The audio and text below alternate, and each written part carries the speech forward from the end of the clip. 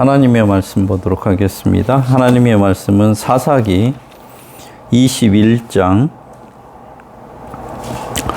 19절에서 23절까지 있는 말씀을 보도록 하겠습니다.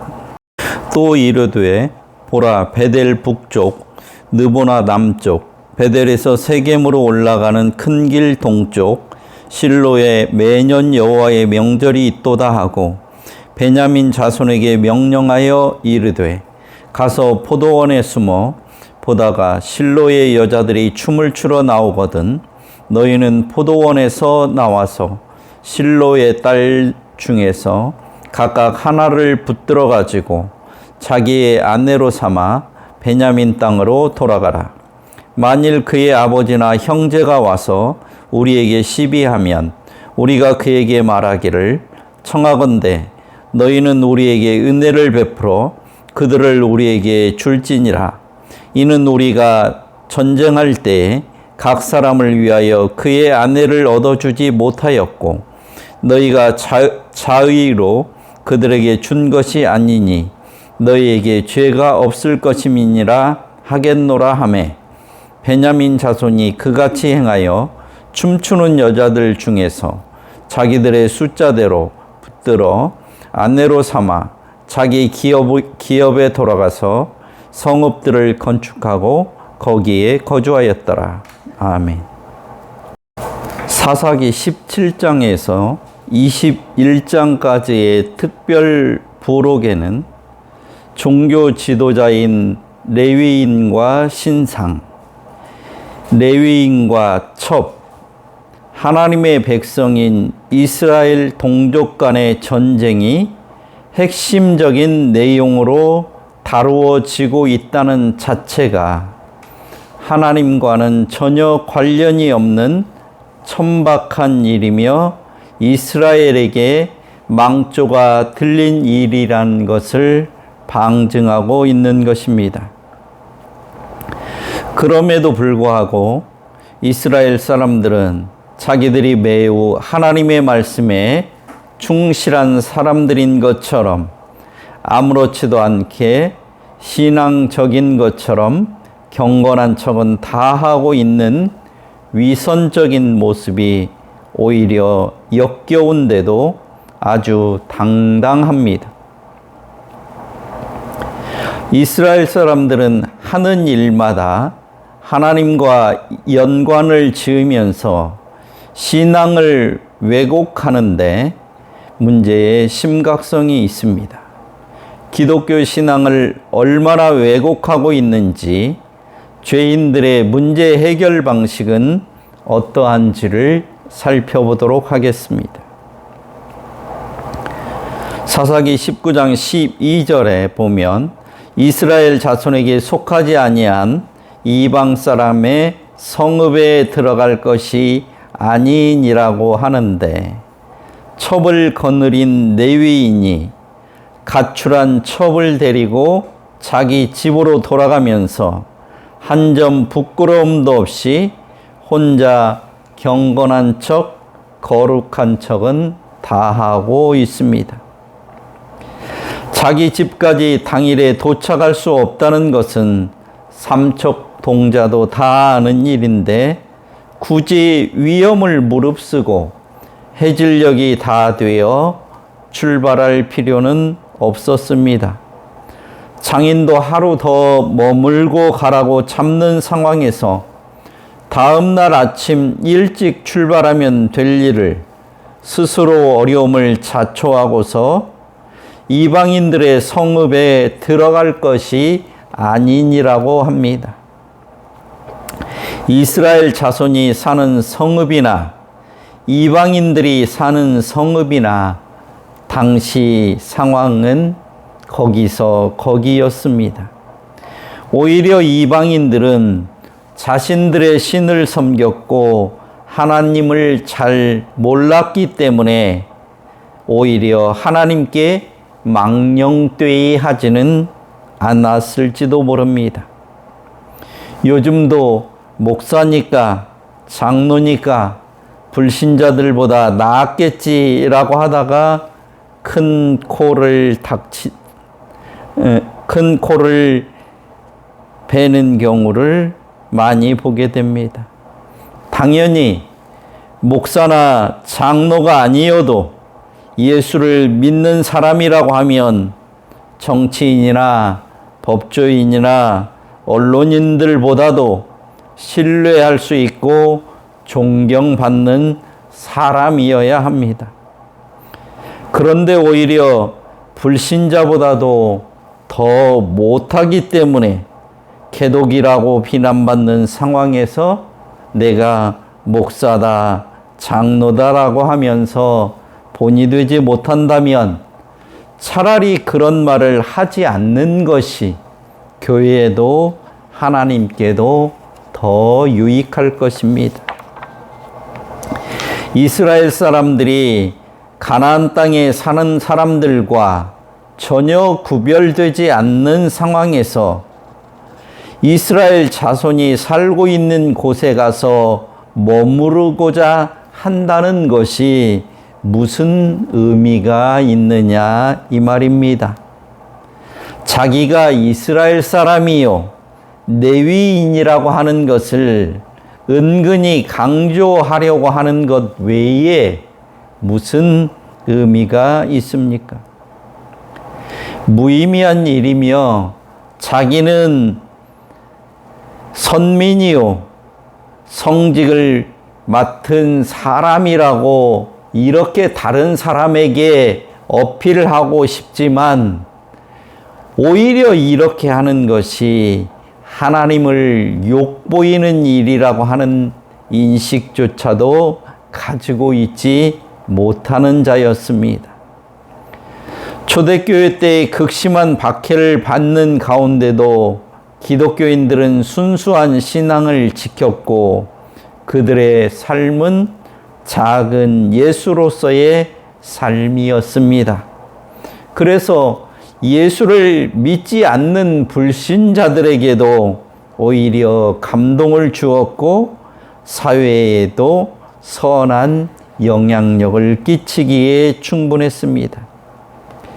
이들의 신앙이 지금 우리에게까지 전해졌는데 특별히 지금 우리나라에서는 이런 기독교의 신앙이 너무나 퇴색되어 있지 않느냐 그런 말입니다. 레위인 역시 겉으로는 자기는 이스라엘 백성이요 성직을 맡은 레위인이라는 이런 외피는 가지고 있지만 실제 그 사람의 본 모습은 하나님의 선민으로 성직자로 과연 타당하냐 이 말입니다. 19장 18절에서 이 레위인은 자기가 에브라임 산지 사람으로서 유다 베들레헴에 갔다가 이제 여호와의 집으로 가는 중인데 나를 자기 집으로 영접하는 사람이 없다고 말합니다. 레위인은 노인에게 자신이 하나님의 성막을 받들어 섬기는 사람, 즉 에브라임 산지에서 성전 업무에 봉사하는 성직자임을 밝힙니다. 그리고 나서 나귀에게 먹일 집과 보리가 있고 자기들이 먹을 포도주와 양식이 있어 무엇이든 부족한 것이 없다고 얘기를 합니다. 성직과 아무런 관련도 없는 자리에서 성직자임을 남용하고 있는 것입니다. 성막에 있어야 할 성직자가, 안식일을 준비해야 할 성직자가 자기의 위치와 역할을 떠나 엉뚱한 짓을 하면서 스스로 성직자임을 내세우고 자신의 소유의 넉넉함을 이야기하면서 거들먹거리는 것을 볼 때 하나님의 성직자로 바람직해 보이지는 않습니다. 또한 19장 22절을 보면 불량배들이 노인에게 내 집에 들어온 사람을 끌어내라, 우리가 그를 상관하리라고 소리치며 난리 법석을 떠는데도 말 한마디도 못하고 자기 첩을 강제로 끌어내어 복도들에게 내어줍니다. 동성애를 저지르려고 하는 자들, 망령된 일을 범하려는 불량배들에게 오히려 연약한 여인, 자기의 보호가 절실히 필요한 여인을 헌신짝처럼 내버리고 꿀먹은 벙어리가 되어 자기의 일신의 안전만을 도모하는 자를 올바른 종교 지도자라고 할 수 있겠습니까? 이런 자를 남편이라고 따라 나선 여인이 남자를 잘못 본 것이 죄라고 오히려 비난을 해야 하겠습니까? 이 레위인은 종교 지도자이기 전에 한 남자로서도 자격이 없는 사람입니다. 그러고도 19장 29절을 보면 죽은 첩의 시체를 12덩이로 토막내서 각 지파 사람들에게 보냅니다. 희생 짐승을 각을 떠서 하나님께 제물로 드림으로 하나님과 화해하고 화목하는 일에 봉사해야 할 성직자가 해서는 안 될 일을 한 것입니다.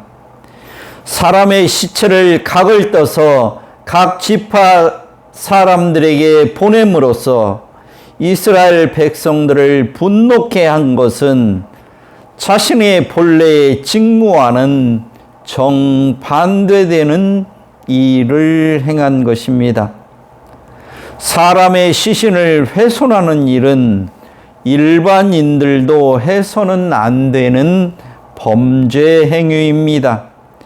하물며 하나님의 성막에서 제사하는 일을 담당한 레위인이 다른 사람도 아닌 자기 첩을 상대로 이런 일을 벌인 것은 상상을 초월한 반인륜적인 범죄를 저지른 것입니다. 이 일로 인해 이스라엘 자손들은 말할 수 없는 충격에 빠졌습니다. 얼마나 충격을 받았는지 20장 30절을 보면 이집트 땅에서 나온 날로부터 오늘까지 이런 일을 행치도 아니하였고 보지도 못하였다고 합니다. 이렇게 충격을 주는 전무후무한 일을 저질러 놓고도 이스라엘 사람들을 향해서 레위인은 이렇게 이야기합니다. 이스라엘 자손들아, 너희가 다 여기 있은즉 이 일을 어떻게 해결하면 좋을지 너희의 의견과 방책을 내라고 합니다. 레위인은 이스라엘 백성의 지도자적 위치에 있는 성직자로서 자기의 죄를 통해 자복하기는커녕 위증을 하고 백성들을 충동질하여 분노를 유발시킴으로써 동족끼리 전쟁을 할 수밖에 없도록 만듭니다. 하나님께서 약속하시고 만들어주신 이스라엘 공동체를 스스로 파괴시키는 범죄를 저지르도록 하는 것입니다. 이것은 이스라엘이 하나님을 반역하도록 하는 일에 레위인이 앞장을 선 것입니다. 하나님의 기업인 레위인은 자기의 본분을 망각하고 이스라엘 공동체를 파괴하도록 하는 일에 앞장을 섰습니다. 이런 선동에 흥분한 사람들이 미스바에 모였습니다. 그리고 이들이 하나님 앞에서 제비 뽑아서 그들을 치되 베냐민의 기브아에 가서 그 무리가 이스라엘 중에서 망령된 일을 행한 대로 징계하리라고 합니다. 이들은 다른 사람들을 징계하기 전에 먼저 자기들을 돌아보고 자신들의 죄를 회개했어야 합니다.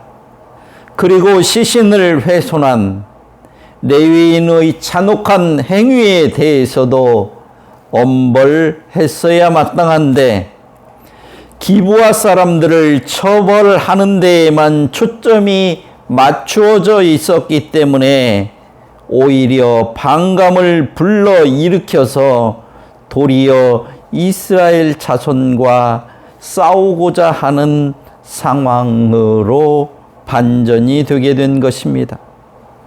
이런 상황이 되자 더 이상 자기들을 돌아보거나 어떤 게 하나님의 뜻인지 생각할 여지가 없어지고 오히려 베델에 올라가서 누가 먼저 베냐민 자손과 싸워야 하는지를 하나님께 묻는 상황으로 바뀌게 되는 것입니다. 그리고 1, 2차전에서 패배하자 베델에 올라가서 울며 여호와 앞에 앉아서 저물도록 금식하고 번제와 화목제를 여호와 앞에 드렸습니다. 그뿐만 아니라 실로에 있던 하나님의 언약궤와 대제사장 비느하스까지 전쟁터로 모셔옵니다. 전쟁의 승리를 위해 온갖 종교적 행위를 다하는 것입니다. 울며 금식하고 번제와 화목제를 드리고 언약궤와 대제사장까지 동원하는 일을 서슴지 않고 행한다 이 말입니다. 자기들끼리 싸우는 일에 억지로 하나님을 끌어들이는 이런 일을 벌이고 있다는 말입니다. 결과만 놓고 슬퍼하는 것은 회개가 아닙니다. 내가 저지른 잘못을 회개하지 않은 채 잘못된 결과만을 놓고 우는 것은 자기 연민일 뿐입니다. 하나님 앞에서 내 죄의 본질을 직면하고 가슴을 찢는 철저한 통회와 자복이 없는 눈물은 영적 사기입니다. 일이 왜 이렇게 되었는지, 그 원인이 무엇이며 어떻게 해야 하는지, 무엇이 하나님의 뜻인지를 알아보기 위한 것이 아니라 오직 베냐민 지파를 응징하려고 보복하려는 복수심 때문에 종교를 악용하고 있다는 말입니다.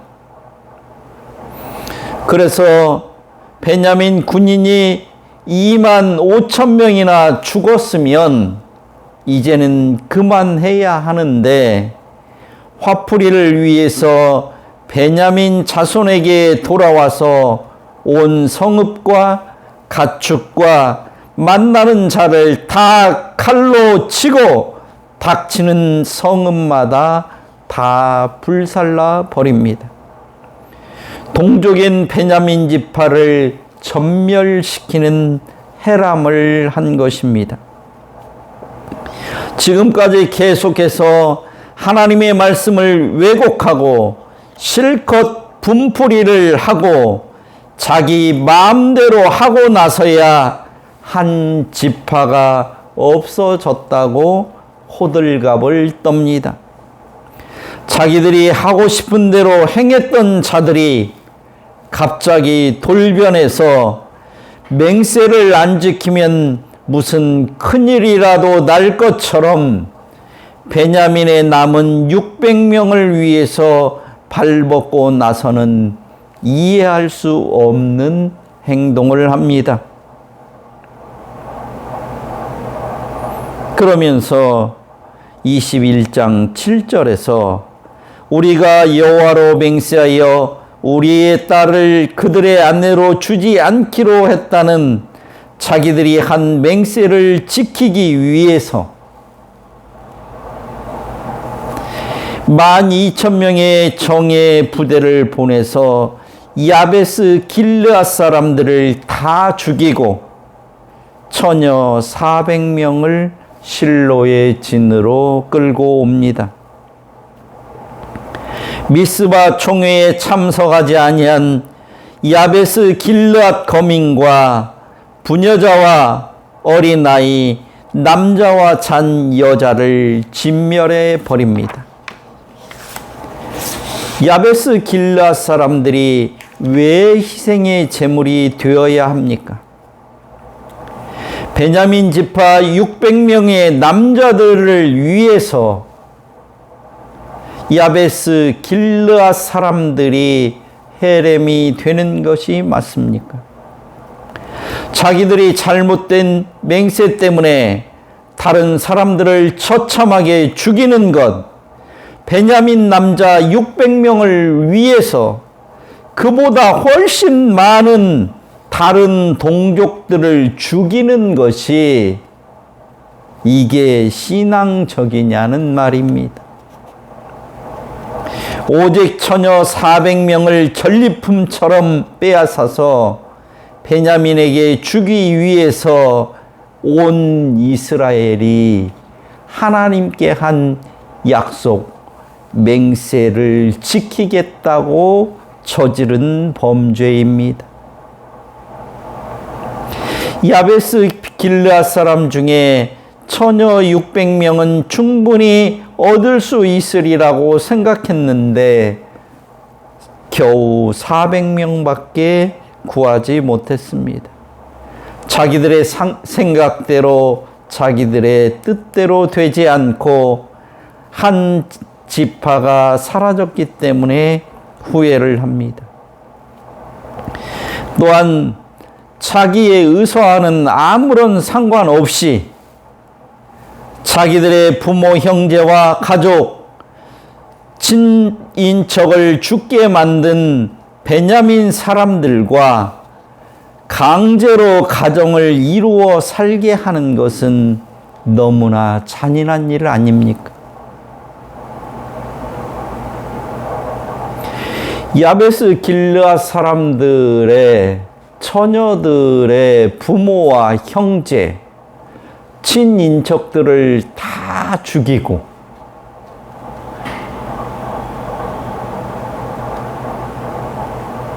난 후에 그 사람들에게 베냐민 지파 사람들과 행복한 가정을 이루라고 하는 게 이게 말이 되는 이야기냐 이 말입니다.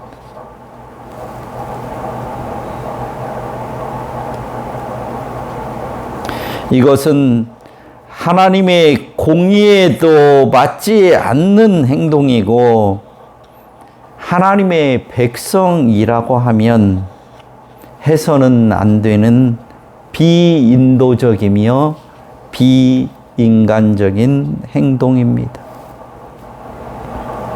이런 일을 저지르고도 200명의 처녀가 부족합니다. 이스라엘 중에 한 지파가 없어지면 안 되는데 베냐민의 여인은 다 멸절되었고 베냐민에게 아내로 주는 자는 저주를 받으리라고 맹세했기에 후회하고 고민한 끝에 또 다른 묘책을 생각해 냅니다. 200명의 처녀를 구하기 위해 또다시 엉뚱한 방법을 생각해냅니다. 그게 다름 아닌 실로에서 매년 여호와의 명절이 열리는데 이걸 이용해서 문제를 해결하려고 합니다. 당장 시급한 문제인 부족한 여인을 채우기 위해 해마다 실로에서 있는 여호와의 절기를 이용하려는 계략을 세웁니다. 여호와의 절기는 하나님의 은혜에 감사해서 지키는 절기인데 여기에 참석한 처녀 중에 200명을 납치하기 위해 자기들이 세운 계획을 성취하기 위해 또 다른 범행을 계획하는 것입니다.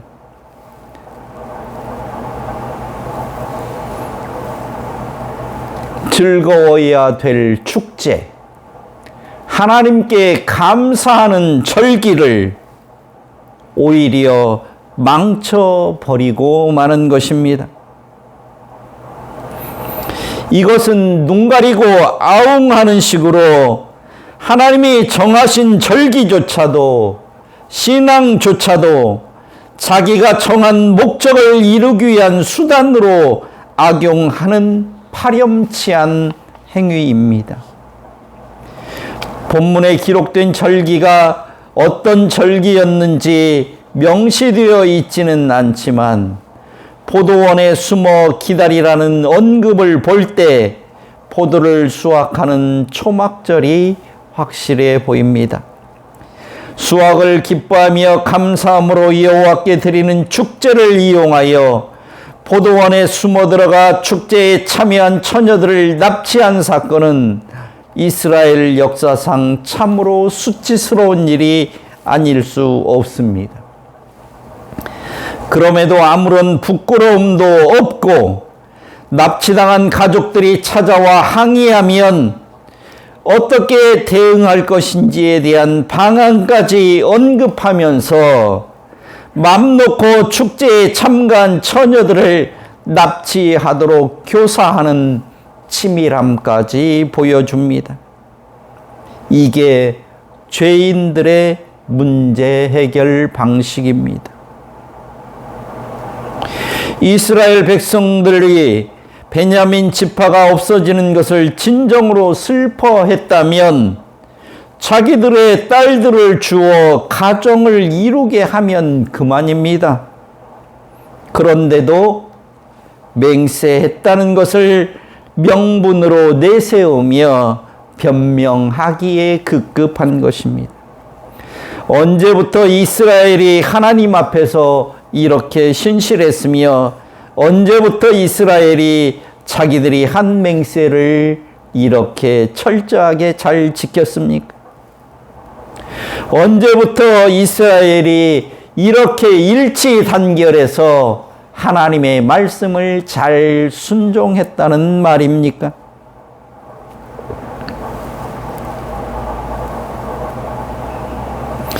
이스라엘에서 한 지파가 없어지는 것을 안타까워하는 사람들이 모여서 하는 말이 미스바 총회에 모이지 않은 자는 반드시 죽일지니라고 합니다. 또 죽이고 또 다른 지파를 없애겠다는 것이 한 지파가 없어지는 것을 애도하는 사람들이, 안타까워하는 사람들이 할 수 있는 말입니까? 이처럼 죄인들의 논리는 앞뒤가 하나도 안 맞고 죄인들의 주장은 얼토당토 않습니다. 자기들의 맹세를 금과 옥조처럼 여기지 않고 한 번 더 어겼다고 한들 무슨 문제가 되겠습니까?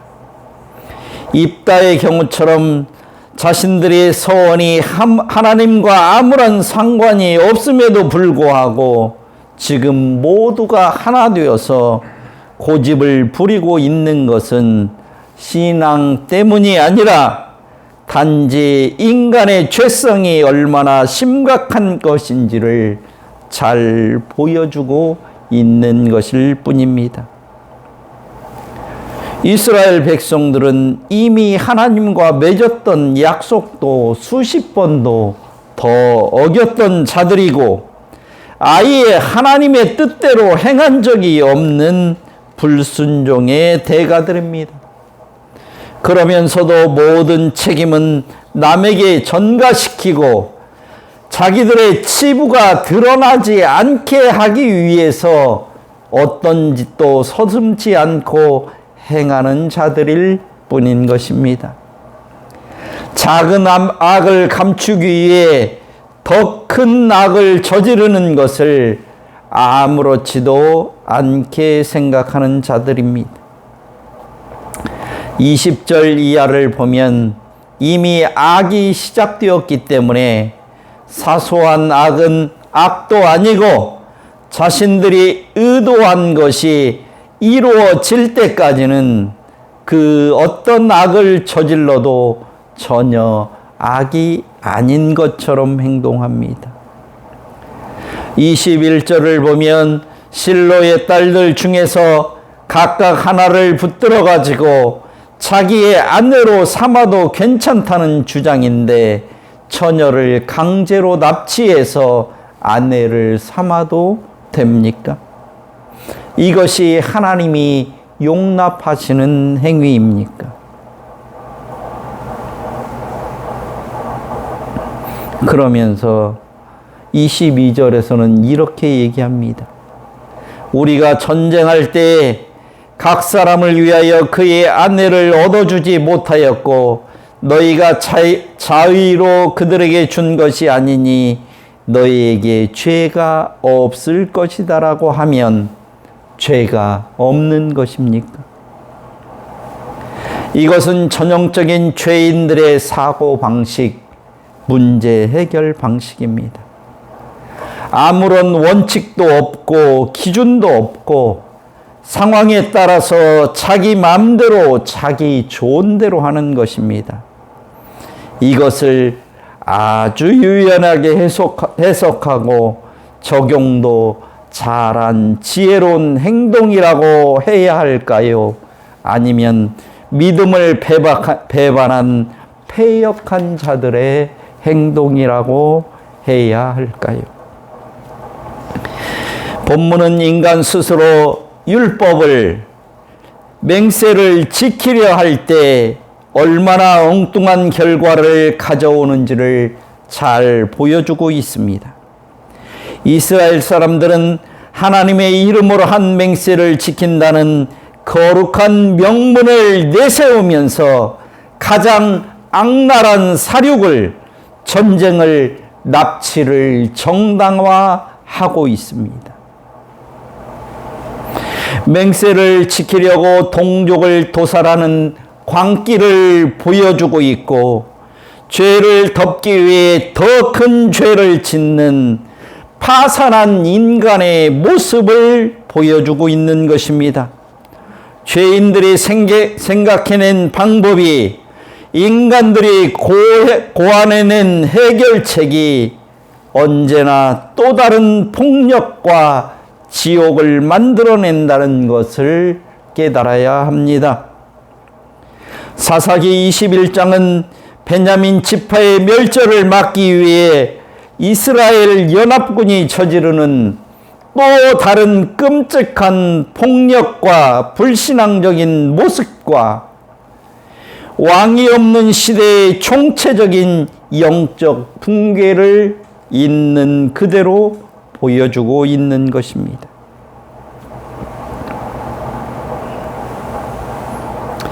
인간답게 살기를 원하십니까? 하나님의 복과 평강을 누리시기를 원하십니까? 하나님의 말씀에 귀를 기울여야 합니다. 성령님의 인도하심을 따라야 합니다. 예수 그리스도를 닮아가야 합니다. 헛된 계획과 헛된 생각을 따르는 게 아니라 하나님의 말씀을 따라가는 것, 성령의 인도를 받는 것, 예수 그리스도의 성품을 닮아가는 것, 이게 정답이고 이게 기독교의 신앙이며 성경의 가르침입니다. 이것이 신앙인들의 문제 해결 방법이어야 합니다. 하나님을 빙자하고 신앙을 빙자해서 자기 마음대로 자기 생각대로 행하는 것이 문제 해결 방법이 아니라 자기의 생각과